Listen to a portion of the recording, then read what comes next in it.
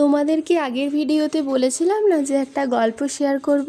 তো দেখবি বন্ধুরা, তোমরা যদি কাউকে ভালোবেসে থাকো সত্যি করে কখনো, আর তোমাদের ভালোবাসা যদি সত্যি হয়ে থাকে, যেমন সেই মানুষটা তোমাকে ছেড়ে যাবে না, ঠিক সেই রকমই কোনো জিনিস মানুষের ক্ষেত্রে তো বটে অবশ্যই, আবার অন্যান্য জিনিসের ক্ষেত্রেও পশু পাখি গাছপালা যে কোনো জিনিসের ক্ষেত্রেও যদি তুমি তাকে ভালোবাসো, আর তোমার ভালোবাসাটা যদি অতি যত্ন সহকারে সত্যিকারের হয়ে থাকে, তাহলে কিন্তু সেই মানুষটিও তোমাকে বা সেই জিনিসটিও তোমাকে কিন্তু ছেড়ে যাবে না।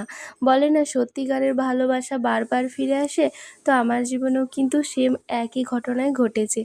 এই যে আমার ছাদ বাগান দেখছো, আমার ছাদ বাগানকে কিন্তু আমি পুরোপুরি ভুলতে বসেছিলাম। দেখছো নিশ্চয়, আমার চ্যানেল দেখলেই বুঝতে পারবে যে আমি কোনো ভিডিও ছাড়িনি।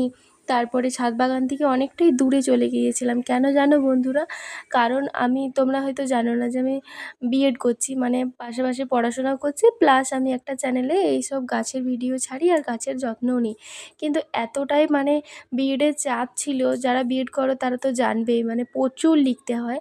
তো এতটাই চাপ ছিল যে আমার মাথা পুরো খারাপ হয়ে গেছিলো, কখন কমপ্লিট করবো, মানে কখন দিন হচ্ছে কখন রাত হচ্ছে, আমার কোনো কিছুই হুঁশ ছিল না। তো সেই কারণে গাছের যত্ন নিতে পারিনি, ভিডিও ছাড়তে পারিনি, একটুখানি ভীষণই চাপের মধ্যেই ছিলাম। তো আজ হঠাৎ ছাদে গিয়েছিলাম, ছাদে গিয়ে যখন আমি এই কাঞ্চন ফুলের গাছগুলো দেখলাম, তো আমার মানে চোখ দুটো ভরে গেল আনন্দে। আর আমার ডিপ্রেশন টেনশন বলো কোথায় দূর হয়ে গেল।